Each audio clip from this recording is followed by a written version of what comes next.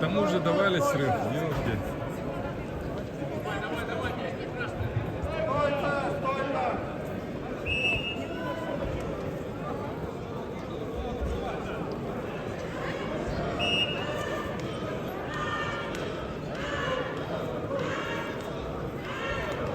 Пойдем, что?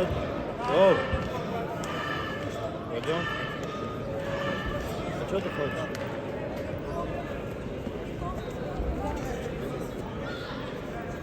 Что долго?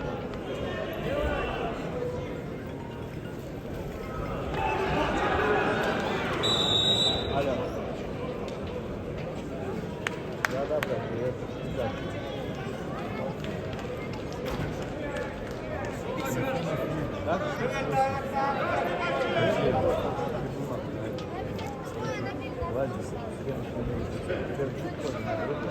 На карьеру победил заслуженный мастер спорта Артур Найфонов, Ханты-Мансийский автономный округ Юга.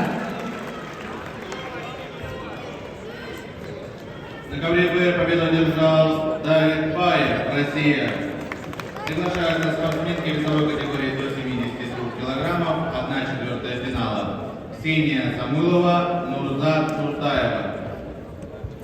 На ковре А начинается 1/4 финала. Борцов весовой категории до 92 килограммов. Приглашаются Азамат Закуев, Республика Крым, Мохаммад Мадин Азми, Исламская Республика Иран. Men's category 92 kilograms, Mat A. Azamat Zakuev, the Republic of Crimea, Russia. Mohammed Mabin Azimi, the Islamic Republic of Iran, are requested at the Mat A.